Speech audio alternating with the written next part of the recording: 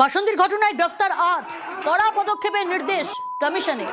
Sure তরফ থেকে ইতিমধ্যেই কড়া পদক্ষেপের নির্দেশ। কি নির্দেশ দেওয়া হয়েছে জানার চেষ্টা করব। সোমরাজ রয়েছে আমার সঙ্গে। সোমরাজ, দেখো, বাসন্তীর ঘটনায় ইতিমধ্যেই রাজ্যের মুখ্য নির্বাচনী আধিকারিকের তরফে দক্ষিণ ২৪ পরগনা জেলা প্রশাসনের সঙ্গে যোগাযোগ করা হয়েছিল এবং ইতিমধ্যেই বারুইপুর জেলা পুলিশের তরফে জানানো হয়েছে গোটা ঘটনায় ৮ জন গ্রেফতার করা হয়েছে।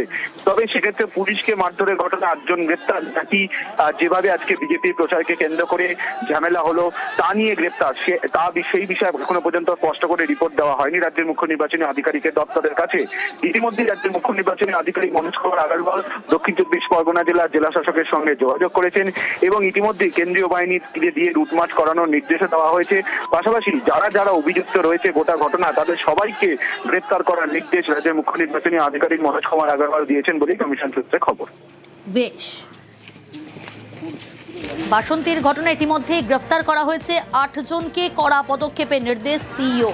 রণক্ষেত্র বাসন্তী বাজার তৃণমূল বিজেপি সংঘর্ষে উত্তপ্ত হয় গোটা এলাকার। সংঘর্ষ ঠেকাতে গিয়ে আক্রান্ত পুলিশকে রাস্তায় ফেলে মার। বাসন্তী থানার এসআইকে রাস্তায় ফেলে বাঁশ দিয়ে এলো পাথারি মারের চোটে মাথা ফাটে এসআই সৌরভ গুহর। কোনো ক্রমে পালিয়ে বাঁচেন এসআই। বাঁশের আঘাতে মাথা ফাটে একাধিক পুলিশ কর্মীর। আগ্নেয়াস্ত্র দিয়েও আঘাতের অভিযোগ আহত পুলিশ কর্মীদের।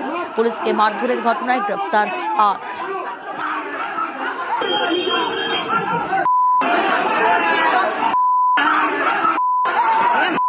বাসন্তীর ঘটনায় তুঙ্গে চর্চা, তৃণমূলকে আক্রমণ শ্রমিক ভট্টাচার্য। এবার বিজেপি যদি যেখানে শক্তিশালী পাল্টা বাইক ভেঙে দেবে, এটা তো খুব একটা কাজের কথা নয়। আমরা এই রাজনীতি বিশ্বাস করি না।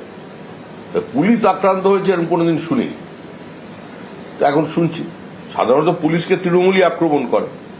আগে চোর ডাকাত পুলিশকে দেখলে পালিয়ে যেত, এখন পুলিশ চোর ডাকাতদের দেখলে টেবিলের তলায় ঢুকে পড়ছে।